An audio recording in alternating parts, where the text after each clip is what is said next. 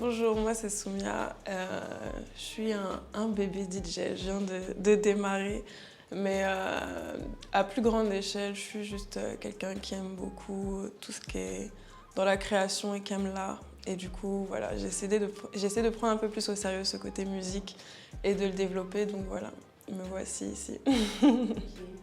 Justement, ma première question, c'est dans quel coup? Dans quel coup? Tu nous as surpris. Dans quel coup? Non, même pas. C'est pas forcément quelque chose dont je parlais forcément parce que j'ai toujours, euh, j'ai toujours baigné dans la musique et j'ai toujours adoré la musique. Et ça fait des années que j'ai toujours dit ah, j'aimerais trop mixer, j'aimerais trop être DJ, etc. Mais j'ai jamais pris au sérieux en fait. Et il y a quelques temps, je l'ai un peu plus pris au sérieux dans le sens où je me suis mis à m'y mettre, mais juste pour moi en fait, pour kiffer. À la base, c'est le beatmaking, la production qui me fait vraiment kiffer, tu vois. Donc je me suis mis dedans et j'ai commencé à vraiment apprendre en fait par rapport à tout ça. Et une chose en entraînant une autre, on m'a dit non, mais faut que tu te produises en extérieur. J'ai dit non, moi je le fais pour moi et puis voilà. DJ Soumia est sorti au grand jour. Ok. Qu'est-ce qui t'a poussé à faire ce pas, à ne pas le faire d'abord et ensuite à le faire?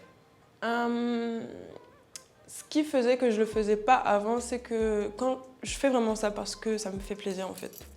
Parce que ça me plaît, parce que je prends du plaisir à le faire en fait. Donc je le fais pour moi, je le fais pour mes amis, il n'y a pas de souci. Mais je me sentais pas forcément légitime à le faire au grand jour. Enfin, j'ai tellement, dans mes amis proches et moins proches, il y a tellement de personnes qui sont dans ce milieu et je les soutiens à fond et je trouve que ce qu'ils font c'est admirable. Je me sentais pas forcément, pas que je me sens pas au niveau ou quoi, mais genre je me suis dit bon, je vais pas chercher en fait à être, je vais pas chercher à être placée dehors, etc. Et en fait, on m'a tiré le bras, on m'a poussé, on m'a dit non, allez, t'as tes platines, tu te mets dehors et c'est bon, tu vas. Donc c'est ça qui m'a fait y aller. Et aussi, une autre anecdote, c'est mon neveu, il m'appelle tout le temps DJ Soumia, il me dit mais c'est quand tu joues, c'est quand tu joues. Et je me suis dit bon, allez, vas-y, mets-toi dedans. Tu penses qu'ils ont bien fait de te tirer le bras? Ouais, en vrai, ouais, parce que je kiffe, je kiffe. Je prends vraiment du plaisir à le faire et c'est que le début. Je pense que j'ai énormément de choses à développer dans tout ça. Je suis vraiment au début, mais là c'est que du kiff, donc j'ai bien Ça fait. fait combien de temps que tu es en extérieur, disons? Je dirais que quelques mois, mais quand je dis ça, en fait la toute première fois c'était en octobre.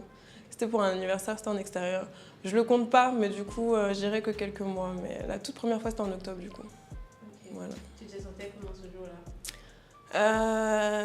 Un mélange de tout. Euphorique, stressée. J'étais pas du tout prête. En termes de skills, etc., j'étais pas du tout prête. Je devais jouer assez longtemps en plus. C'était pour un anniversaire, il allait y avoir du monde. Je connaissais pas forcément les gens. Mais en fait, j'avais tellement de trucs, tellement de paramètres. Et on m'a dit non, en fait, tu t'y vas, tu le fais. Et du coup, je pouvais pas trop me poser de questions et j'ai dû le faire. Et en fait, quand je suis dedans, je kiffe en fait. Il y avait des erreurs, il y avait des couacs, mais les gens étaient bienveillants, les gens. Et tant que genre, j'arrive à kiffer et faire kiffer les gens, c'est ça le résultat. Donc c'était. Genre quand j'ai repris pour faire mon premier set après, j'étais beaucoup plus stressée que cette première fois-là, alors que c'était exactement le même contexte en fait. Ok. Comment se déroule l'expérience jusque-là? Bien, bien et en fait j'ai l'impression d'être une étudiante en fait. J'apprends tout le temps en faisant, en pratiquant, en cherchant. Donc c'est énormément d'apprentissage et du coup tout en restant dans un cadre qui me fait kiffer en fait. Donc voilà. C'est génial. C'est quoi tes tops et tes flops jusque-là? Je sais pas si je peux vraiment avoir des tops et des flops jusqu'ici, c'est vraiment un début. Euh, Si je devais dire quelque chose qui est un peu plus flop, il n'y a pas vraiment de flop à proprement dit parce que je pense que j'ai pas assez d'expérience pour ça. Mais c'est plutôt le stress que je me mets envers moi-même et la rigueur que j'essaye d'avoir envers moi-même. Je suis assez difficile quand même. J'aime bien quand je contrôle, mais des fois, faut pas contrôler. Et du coup, le top, c'est quand justement je me libère de cette rigueur que je m'impose et que je me laisse juste vibrer, je me laisse kiffer, je laisse les imprévus venir. Et même par rapport à la musique que je délivre, que je teste et puis ça passe pas. Voilà. J'ai une question, ça fait plus le monde, je sais pas si je me trompe, mais est-ce que chaque DJ a, disons, un style dans sa façon de mixer? Ouais, je pense. Ok. Tu penses que tu as trouvé le tien? Je pense il est en construction. Ok. Il est en construction. C'est quoi cette petite pièce que tu as déjà posée? Je suis très axée dans tous les sons que j'écoute et que, par exemple, j'aime jouer. Je vais beaucoup chercher dans l'instru l'élément qui va faire que, ok, c'est à ce moment-là que je vais faire ma transition, ok, c'est ce moment-là que je vais mettre en loop et que je vais faire que je vais mixer avec un autre son. Donc c'est sur ça forcément que je vais plus m'orienter quand je vais mixer. Mais par contre, c'est vraiment en construction. Je pense qu'on en reparle un peu plus tard, je ferais mieux te dire. C'est quoi ton histoire avec la musique en elle-même? Mon histoire avec la musique, c'est que j'ai réfléchi un peu avant. Mes parents m'ont vraiment transmis ça. Ils sont pas du tout dans la musique, mais ils ont toujours kiffé la musique. Autant mon père qui jouait pas mal d'instruments, que ma mère, elle a toujours aimé écouter de la musique. Elle a même voulu devenir chanteuse à un moment, mais ça s'est pas concrétisé. Donc ils m'ont toujours fait écouter énormément de musique.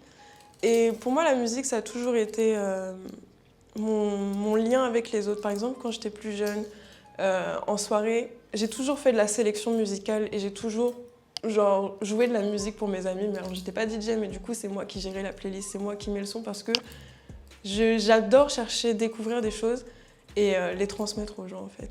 Et donc, j'ai toujours fait ça. C'est pour ça que je me suis toujours dit, mais DJ, ça a l'air cool, en fait. C'est l'impression, un peu ce que je fais, mais genre, je le fais pas de façon sérieuse. Et donc voilà, j'adore l'univers musical, c'est vraiment quelque chose qui me suit tous les jours en fait. Ok. Tu espères quoi pour la suite, pour DJ Soumia. Ce que j'espère, de continuer de m'amuser, de continuer d'apprendre et de créer peut-être quelque chose, une vraie identité par rapport à ça.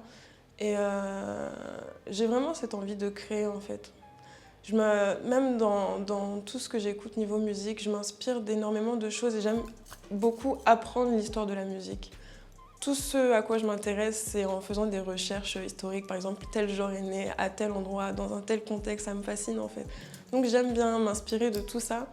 Et je me dis en fait, quand j'aurai peut-être fini de bien explorer un peu partout, j'aimerais bien créer quelque chose, faire émerger quelque chose.